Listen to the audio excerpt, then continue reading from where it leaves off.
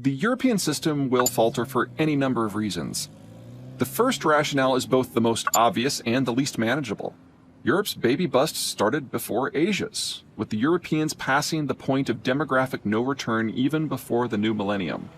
Belgium, Germany, Italy, and Austria will all age into mass retirement in the first half of the 2020s, while nearly every country in a Central European line from Estonia to Bulgaria is aging even faster and will age out in the second half. Even worse, demographics alone ensure that Europe as we know it will collapse on a similar time schedule.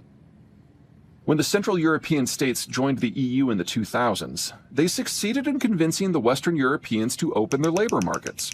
Some 1/4 to 1/3 of the young worker population of the Central European region decamped for better personal economic prospects to the West. Western Europe's demographic figures are far worse than they actually appear. Whether it's because Central Europeans return home when the going gets tough, which robs Western Europe of its workforce, or because more Central Europeans head to Western Europe when the going gets tough because those are the only jobs left, the labor balance that has enabled European economic functionality since 2008 is about to evaporate. The demographic problem haunts in a second way. Europe has aged to the point that it cannot absorb its own products. Europe must maintain a high level of exports to maintain its system. The top destination is the United States, a country that is turning ever inward. The United States is also exploring a similarly broad-spectrum trade deal with the United Kingdom.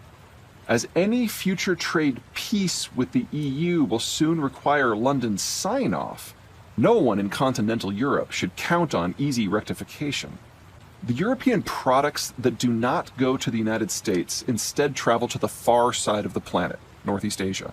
Even if, against all odds, the Northeast Asian system, as well as Northeast Asian demand for European products, survives, the Americans will no longer be guaranteeing freedom of the seas for civilian maritime shipping. The route from Shanghai to Hamburg is a breezy 12,000 nautical miles. At the zippy 17 miles per hour that modern container ships typically sail at, that's a cool 35-day trip. The fastest any commercial cargo vessel can sail is 25 knots. That's still 3 full weeks, a lot of time to spend sailing through waters infested with pirates, privateers, hostile navies, or some combination of the three. Perhaps even worse, the part of Europe that maintains the most robust trade relationship with the Chinese is Germany. German product sales to China skew very heavily in the direction of machinery used to make other products for export.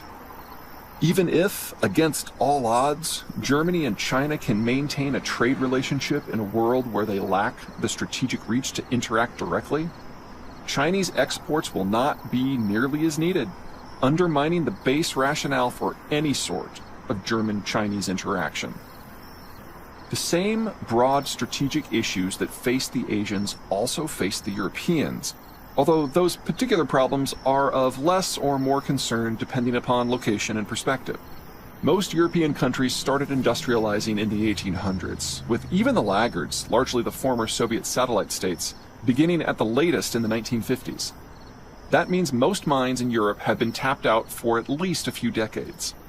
The Europeans, having been industrialized for at minimum a couple of generations, may not consume as many materials as the Asians, but they produce even fewer.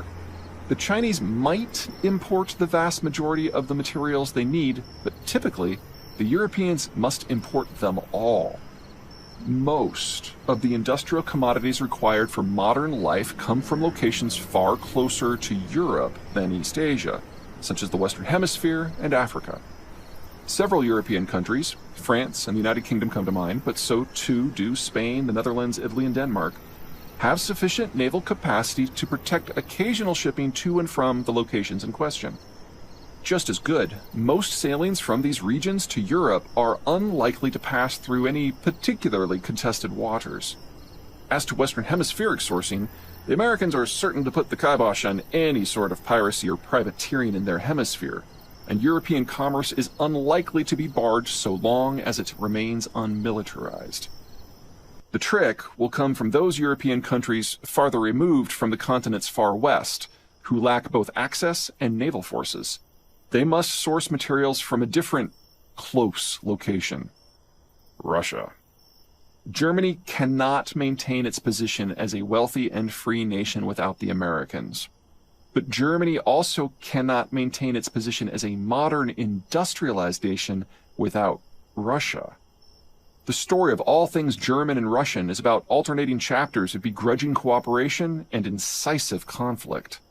As searing as that is for the Germans and Russians, it is far worse for the peoples between them, countries essential to Germany's manufacturing supply chains. The Ukraine war is already forcing some tough questions upon all involved. Even all this assumes nothing goes wrong within Europe. Europe suffers from one of those weird geographies where just enough of it is flat and well-rivered and easy to walk across that portions of the continent are convinced that they can and should lead a major consolidated power, while there are just enough bits that are peninsular or mountainous or island to play host to dissident powers that will always dash such dreams. It's only during the order that global peace and wealth smothered the age-old contest between the two visions. Despite 75 years of healing and growth and safety and security and modernization and freedom and democracy, much internal angst and grievance remains. Brexit, occurring at the very height of globalization, is a case in point. With the American withdrawal, that smothering ends. The Germanocentric system cannot maintain its current position, much less grow, and no one in the world has a strategic interest in bailing it out. The challenge for Central Europe will be to keep the Germans from acting like a normal country. The last 7 times Germany did, things got historical. Europe's subsidiary trade networks look more favorable than the Germanocentric system. The Sweden-centric system might be able to hold together. Northern Europe's supply chains are less exposed to potential threats, its energy supplies are more local, and its demographics are less aged and slower aging, suggesting a better match between supply and demand that would limit the need for extra regional imports and exports in the first place. In the North Sea, the Scandinavians even have sufficient oil and natural gas to meet nearly all their demand. All they need to do is somehow source the various industrial inputs they need from a continent away. They have 2 options. The first is to partner with the French system, at least in part. In addition to France boasting sufficient domestic consumption to absorb its own production, it also has sufficient geographic insulation and positioning to reach the needed inputs. Add in a competent expeditionary military and a nearly galactic volume of self-regard, and France can reasonably go its own way.